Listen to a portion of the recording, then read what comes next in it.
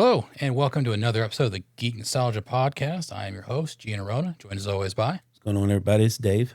And today we are continuing our Desert Island series. This time we are talking about video games and video game libraries that we loved as a kid, loved them enough that if we were going to a desert island to spend the rest of our lives, that's what we're taking with us. So, let's get into it. Top 10 video games, Gene. And then as far as consoles concerned, it's going to be our top 3 consoles. We get the full libraries for each. Okay. Now, Dave, we picked up some of this on our pregame, but do you want me to go through my entire list or do a couple, bounce it to you, do a couple, bounce it back? Let's do it. Feels good. Okay. So I want to say that there's a lot of contrast in my list. Like there's some things that are not like the others. And that is never more true than for my first game, which is the Super Mario All-Stars plus Super Mario World game that came out on SNES. That's Mario 1, 2, 3, and Super Mario World, which there's a lot of great Marios out there. Didn't you also get the Lost Worlds on that one too? You do. A lot of great Mario games. You know, I'm not poo-pooing what came out on 64 and GameCube and Wii, all that. Those are my 4 core Mario games. If that's the only Mario I played the rest of my life, I'm good with it. Yeah, those are some of the better ones. I don't have the All-Stars, but I do have Super Mario World on my list as well. I bet I've beat that game 14 or 15 times across various consoles. I got that one right. I dare say it's perfect, sir. Yeah. I really mean that. So that's kind of a big one for me. I'm going to go and bounce the ball right back to you. Well, another thing about that game that I really liked at the time was, you know, when you're in the castle and you're climbing that fence, then you can hit it and turn to the other side. I was like, whoa. That's interesting. That's an interesting thought because as much as I've played that game, I never considered right now the technical challenge of going not just from a platformer where historically is jumping, right? Platforming, yeah, air quotes. But they had different mechanics in there. They had the flip to the back of the fence. They had riding mechanics with Yoshi. They had various levels where it was just flying mechanics. Felt really good. That's an excellent point. And it was a pack-in. Yeah. It was a pack-in. They don't do that anymore. The game you were talking about where you got the All-Stars with Mario World all on one cartridge, that was a pack-in too. The hell of a pack-in. That's what that is. Yeah. I never saw it, but I got just the plain Super Mario World pack-in, but they did have that one too. Still gold. Yeah. Well, my top one up here that I have, and these aren't in any favorite kind of order, but I put down Skyrim. Okay. Probably more hours than anything that I've played. I put into Skyrim. I mean, I lost days with that game. I understand what you're going for because I have this short list of requirements for individual games, right? Because you're talking about the number 10. That's not a lot. So for these individual games to qualify for this list, in my mind, they had to have a high level of replayability. They, if possible, open world, non-linear. That way there's opportunities to kind of create my own game, so to speak. And then the game genre / character types needed to resonate with me, right? Preferably they were characters that I know and love, right? That just upon hearing their name, I get excited. So that was a lot of what directed me when I was creating my top 10 list, just FYI. So I get it with Skyrim. You could put a lot of time and hours into it and then sit it down for 6 months and then come back and still enjoy it. Like, I get it. My next one, and honestly, this could be a toss-up between 2 or 3 of them in the series, but I put GTA 4. I need to have at least one GTA. I love Grand Theft Auto ever since, what was the first one doing 3D? Was that number 3 in PlayStation 2? Yeah, I believe so, yeah. Ever since then, GTA has been a top 5 video game franchise for me, always will be. And it's not even what I'm doing when I'm playing the quote-unquote story. It's just driving around causing chaos, unmitigated chaos. So I need one of those with me. I picked 4 because I love that one. I know 5 is technically still going and alive, but my goodness, it's 10 years old at this point, and they did some things differently than from previous series. It's a great game, but I'd say 4. Well, the fact that like the 5th one is still going on after all these years and still as popular as it is, making the money that it's making. Yeah. I mean, they have a hit on their hands. I mean, San Andreas was my first getting into GTA game. That blew me away. You know, character had to eat. You could work out and get buff or not and get fat. That was cool. Dave, you've mentioned this on previous podcast episodes about how going generation to generation, how we see those leaps in game quality. Like what you just described is really when we see the advent of systems and systems on systems, which of course Hideo Kojima, the Metal Gear Solid series, they started with a lot of that. But that was the big differences we've seen from console to console. I don't think you see it nowadays, but like what you're talking about with San Andreas, it was the little things that made it special. Yeah. And they don't even have like the feeding and exercising and all that on the fifth one, I don't think. No. I mean, you could play golf and things, but I don't know. Maybe that's why I chose 4, Dave, on principle, because it was the last GTA game that was really about the single player experience versus the online. yeah, you try to get on there and do online now, and it's just people just want to kill you and take all your stuff. Well, I would remind you too, Dave, we were initially promised an expansion on GTA 5 that we never got because they seen how much money they were making with GTA Online. Yeah, and for a player like me, that kind of runs it because I want to go and do the missions and everything. I don't want somebody to just keep killing me over and over again. That has all this time to play it and be good at it because I don't have that kind of time. Right. Yeah, I'm not living in these games. My next game was Spider-Man, the remastered PS5. Okay. Yeah, essentially the same as the PS4, and just a little prettier. I figured I might as well get the most optimized version of it. Like GTA, I could just swing around with Spider-Man and stop crimes. I'm good. So you like that better than the Miles Morales one? Yes, I do. Miles Morales was great. I love that game. But PS5 one, the open world plus I like the story in that first one more than I do Miles Morales or open world or number 2, actually. Yeah, no, that was a good game I got at PS4 when it came out. I didn't have it on the PS5 as well. But my next one, Assassin's Creed Odyssey. It's the one where it's guys from 300. What do you call them?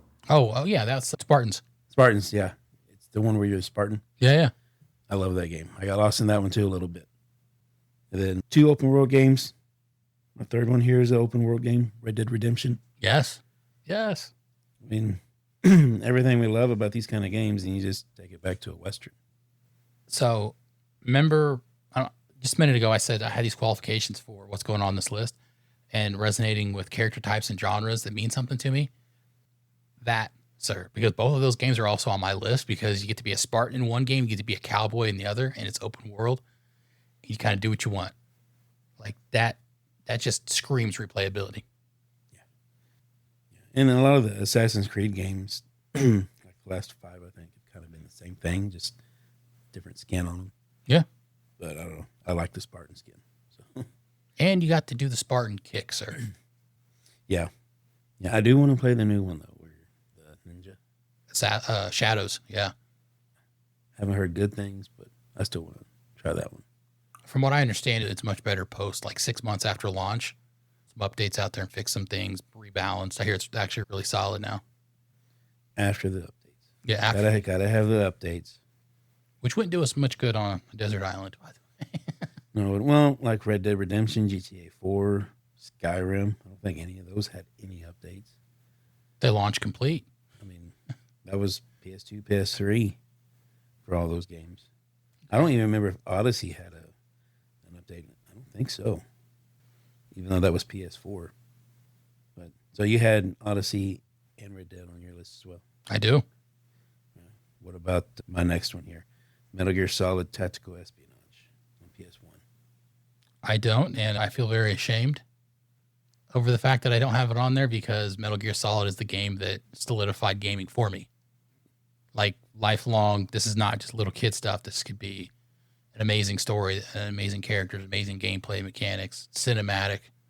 So that has every right to be on my list, and kind of ashamed that it's not. To me, when I played that game first time, it was the first time playing a movie style game. Yeah. And then the whole Psycho Mantis thing where you move the controller. Yeah. And you had to do that to defeat him or trick him. Yeah, so ladies and gentlemen watching this who didn't play the original Metal Gear Solid, he's referring to a boss fight with a telepath where you had to unplug your controller from player 1 and put it in player 2, and that's how you, quote-unquote, shielded your mind from Psycho Mantis. Yeah. Ingenious. Yeah. I would have never guessed it. I think I read it in a Game Informer or something. Yeah, I think I did the same, honestly, because I know I didn't come up with that. Yeah, I wouldn't. I myself. wouldn't have figured to move my controller over because we're used to if you do that, it doesn't work. Yeah. You can't play the game. So Yes. why would I think to do that? So that was cool. Okay. I got a bit of a curveball for you. Number 4 on my list is Tony Hawk 1 and 2. It's the remaster one that came out like, I don't know, 3-4 years ago, something like that. Okay. Like, I love Tony Hawk games. I did then, I do now. They brought this one back with a lot of polish and mechanics are all there. And it's a game that I'll just put on every once in a while and play for like 25 minutes or so. And it's always a good time. Never diminishes. Well, that and the music. Yeah. Yeah, you got pretty decent music on those games. Yeah, they were good music. Have you played 3 and 4 remaster? Yeah. Yes. Yes, I haven't played all the way through it, but probably 60% through. So you felt about the same with those. Oh, yeah. I got the 1 and 2 remastered. I haven't got 3 and 4 yet.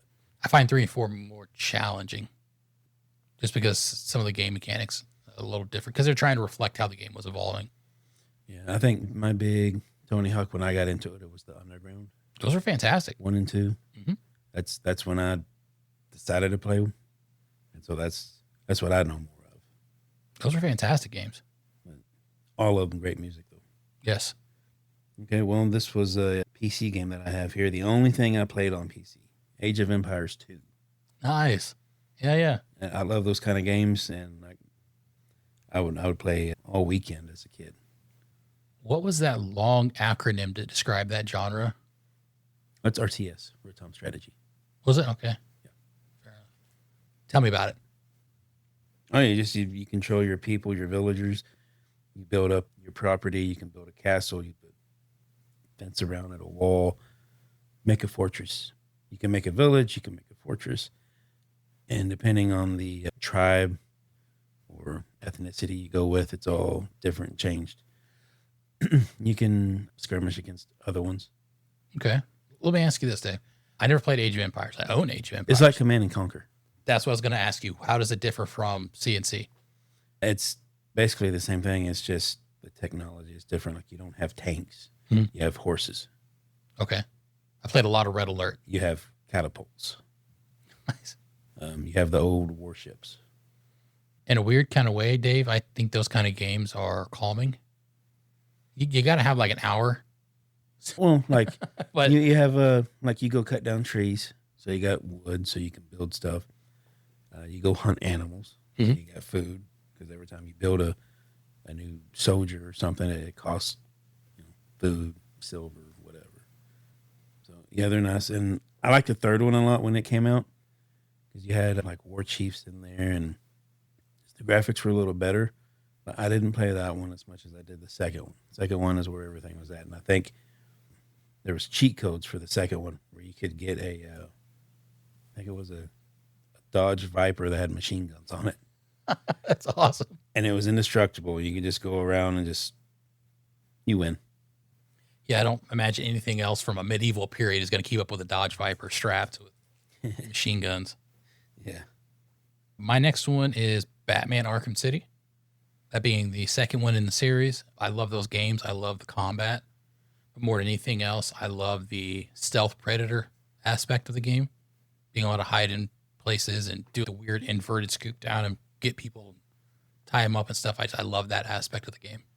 Yeah, that's a good game. One thing I wish they would have added to that one, to me, that would have made it like perfect, was if you could do the back punch from the side of the wall. Yes, I would agree. But other than that, you can get the '89 Batman skin Mhm. on that game. You can even get the animated series skin. Oh, I remember. So that's a pretty good game. I like Mhm. that one a lot. So we both have the Super Mario World as well. Mhm. I'll tell you my Batman game, Batman for NES. I'm going to be honest. I never played it. No, Oh, sorry. That's not true. I played a couple levels of it. I've never sat down and had an extended play period with it. it's pretty cool. It's pretty cool. That's one of those games where I enjoy playing the game, and just the music sticks in my head too. Nice. But I remember playing that a lot as a kid. So that's my Batman game. Respect. I put WWE be 2K dash something. If I knew I was going to a desert island tomorrow, it would just be whatever the most recent one is. I want a wrestling game with me. I don't watch wrestling, or at least I haven't since I was in like middle school, but I love wrestling games. So you would want the newest one? Possibly. So there's not certain characters you want to play as? Okay, so it's an excellent point. If I'm on a desert island, I probably don't got internet connection, so I can't go into the community and download the community's version of Sting or Goldberg. So I would probably pick a version that has at least one of those two guys. And then I would just take my chances on creating my own Sting or what have you, and to create a wrestler. I don't know if they're normally on a 2K game. What's that? Sting or Goldberg. Like you may The most recent one, he is. Oh, is it really? Mm-hmm. I haven't played the new one. Yeah. Huh. With Goldberg and Sting? Both? No, just Goldberg. No, Sting is in that other wrestling, the AEW or whatever that is. I haven't played it. Got awful reviews. So I said you may have to go back to WCW Nitro on PS1 to play Sting and Goldberg. Well, no, if I were going to go back, if I were going to pick a retro wrestling game, it'd probably be one of the N64, probably WCW versus NWO World Tour, something of that, because I love those games. Yeah, I just know a few years ago they didn't put Hogan in the game, and I was like, but I want to play as Hogan. Yeah, whatever controversy he had gotten into. Yeah. But I don't care about that. But yeah, I want to play as the specific wrestlers if I had a wrestling game. Mm-hmm. I'll go back some older games here. I did Contra for NES. Love that game. Played it all the time. And the Ninja Turtles game on NES. Yeah, I could see that. So again, it's the gameplay, the music for those two, and the Batman game all on NES. Okay. I'm not going to spend much time on these two because you've already covered them, but Red Dead Redemption 2, AC Odyssey, for the same reasons you already covered, because you're cool characters in a cool world. You can kind of do what you want, make up your own mischief. So those are on my list, and I feel very strongly about them. I would also add on my list, I put Halo, the Master Chief Collection, because I wanted to have a shooter with solid mechanics on there that I could spend a lot of time with. Now, there's a couple, like Modern Warfare 3 or some of the OG ones that I like. I love the story. It's very cinematic. But I figured there's a handful of storylines I like with the original Master Chief games. I like the shooting mechanics. Are always fun, solid. So ultimately, I went with Halo Master Chief Collection for that. But I got to have at least one shooter with me. And so you had Red Dead Redemption 1 and 2? Just one. I'm sorry. Just two. Just two? Okay. Yeah, just two. I had the first one. Oh, did you? Yeah. Oh, yeah, I had the second one. Okay. Yeah, mine was the first one. Because with that one, you also had the Undead. Oh, okay. So the zombie version, too. So you get like two versions of the game. Nice. Which is a lot harder because you couldn't just get ammo like you could in the original Oh, version. yeah. My next one, I couldn't really decide out of 10. So it's one of these two. It's either Blackthorn on Super Nintendo or it's GoldenEye 64. Now, I didn't play Blackthorn. I told you about that in a previous episode, but I got love for 007. Yeah, I'm stuck there. I don't know which one I would pick, but we got to have a list of 10. I think I'm going to go GoldenEye 64. So that way I have a shooter as well. Okay. Even though Blackthorn is a really good game. My final game, and this is a shout out to my daughter, Minecraft. Not because I personally love it so much. It's because I've enjoyed the time I've spent playing with her, and I know you can spend an inordinate amount of time building worlds. Yeah. Because I have. I think there was one like medieval world we built with full on castle that we spent. It had to have been like 50, 60 hours on it. We spent so much time. So just because it just mindlessly do stuff, I put it on there just because I know it could be a good time suck, and presumably I'm on a desert island, so I got time. Yeah, and you'd be able to waste a lot of time with something like that. Mm-hmm.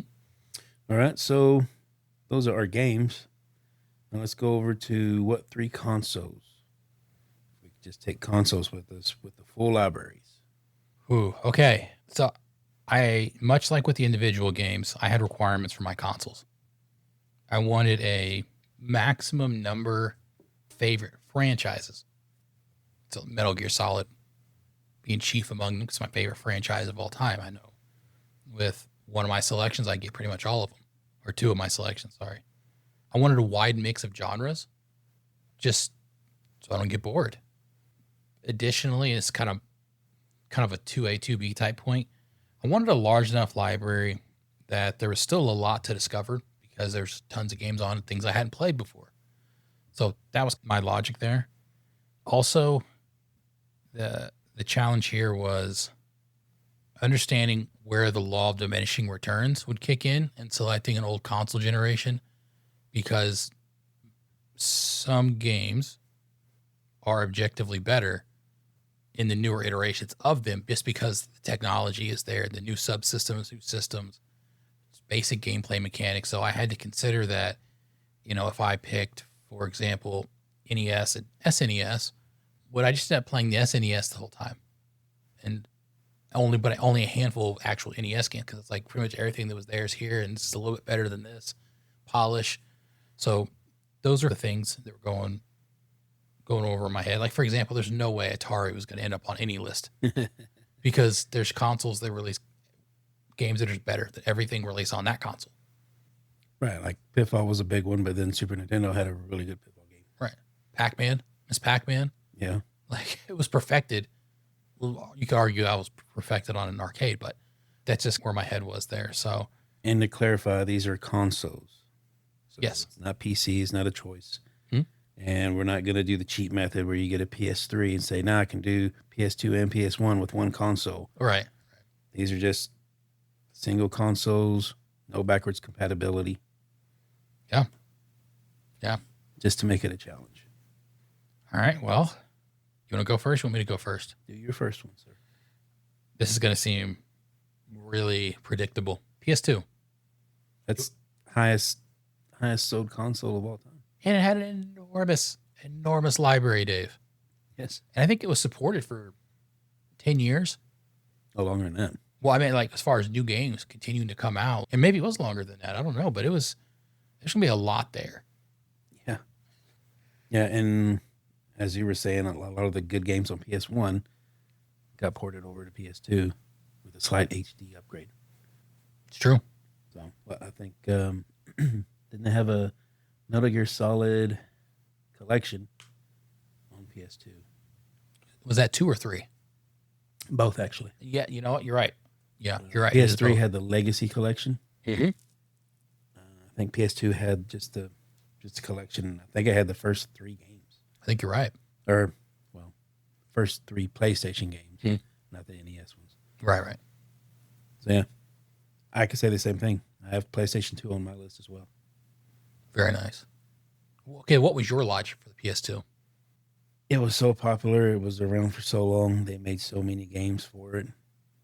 And that's just American-made games. Like, you can get into the Japanese games, and it's probably twice as much. Oh, yeah. So just an incredible, huge library. And, the graphics weren't that bad. They were really good. Even today, I could play that and not get crazy with the controls. You know how, like, PS1 in the original Xbox, you control your character around and feel like a tank. Mm-hmm. Just, it wasn't very smooth. No, the controls were like all kinds of funky.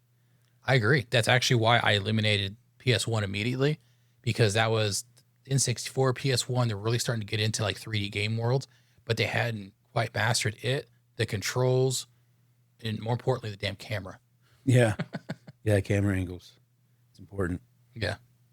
That's why I'm not a fan of Mario 64. I have no problem saying that. I don't like Mario 64. I thought it was clunky, and I had a hard time moving around or seeing what I was doing or where I was going.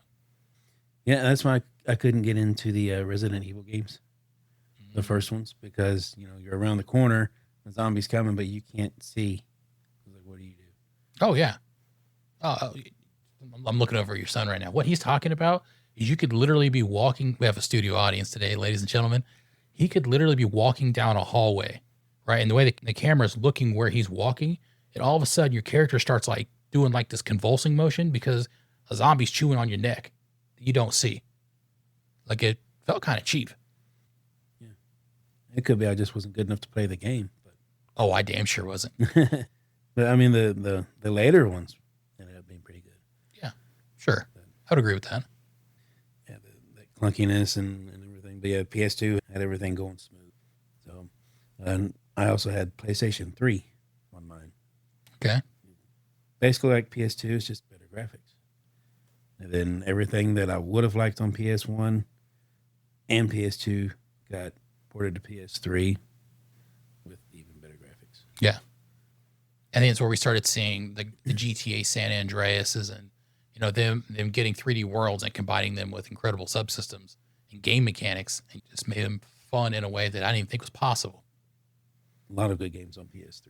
So we're on the same page, by the way, because my number 2 is also PS3. Well, there you go.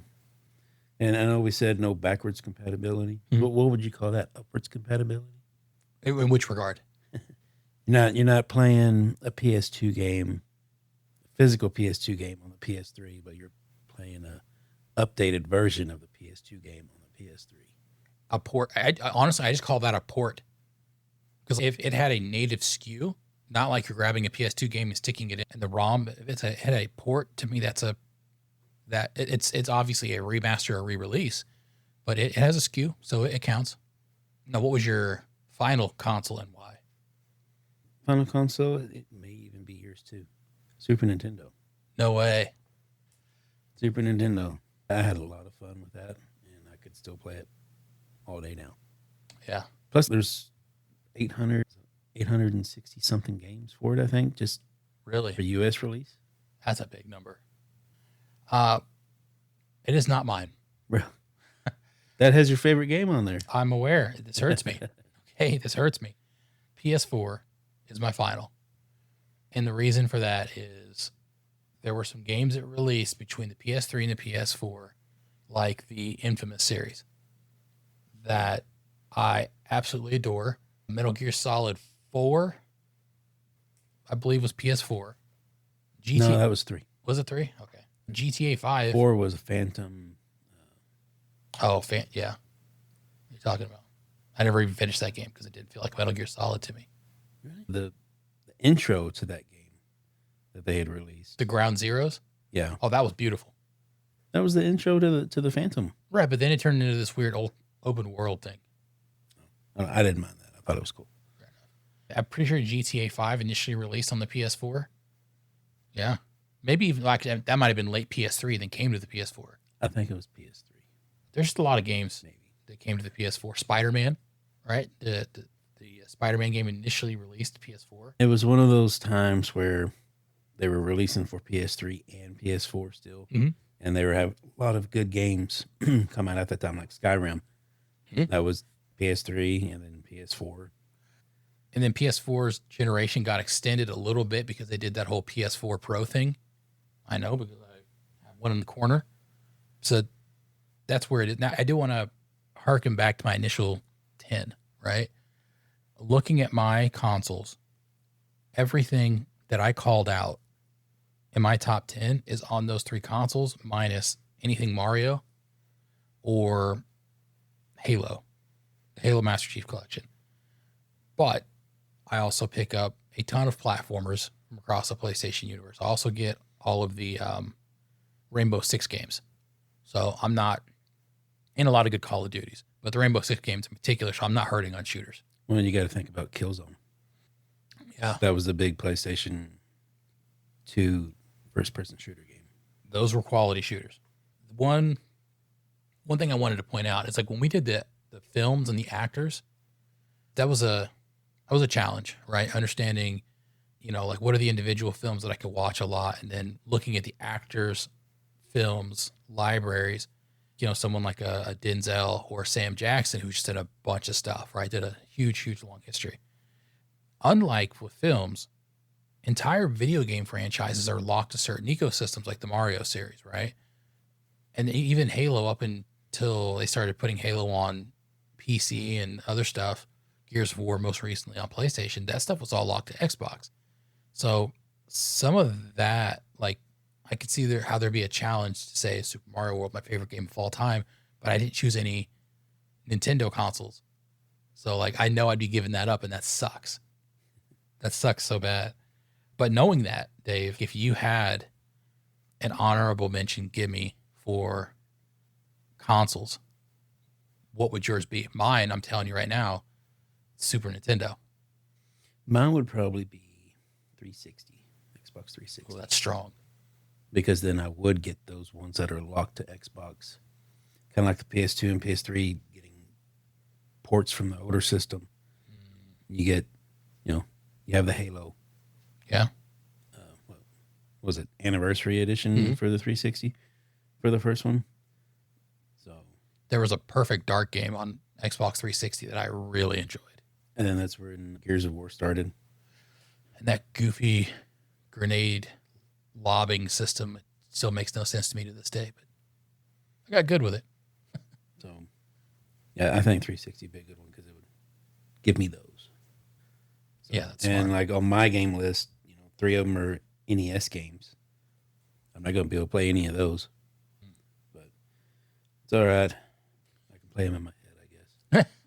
Fair enough. All right, Dave. Well, that's all I got. So, anything for you? No, that's it. I'm pretty happy with my list, and it was actually easier for me than I thought it would be, especially the game consoles once I started thinking about it. So, yeah, I'm happy with that. PS2, PS3, Super Nintendo, bonus 360. I mean, you're covered. It's a hell of a bonus. 360, by the way, it's a hell of a bonus. All right. Clearly, you're the PlayStation fan. I am. I think we both are. Yeah. But that going through this exercise really cemented that for me. Well, and growing up, we had the console wars. I was always more of a PlayStation person anyway. Mm-hmm. That's just what I started on. So it's kind of like when you get power tools now with the batteries, you want to stay in that system. Oh, yeah. So start off with PlayStation, stay with that. Yeah, I'm right there with you. Nothing wrong with Xbox. That's the way I went. Love for Nintendo, love for Xbox, love for anyone that has love for those consoles. But yeah, you just, if you're stuck on an island and you got to pick the stuff that's going to mean something to you and you want to maximize your enjoyment, well, our choices are our choices, and that's what it is. So, Dave, with that, I think it's a good place to sign off. Thanks, everyone, for tuning in. We'll catch you next time. We will see you later. Peace.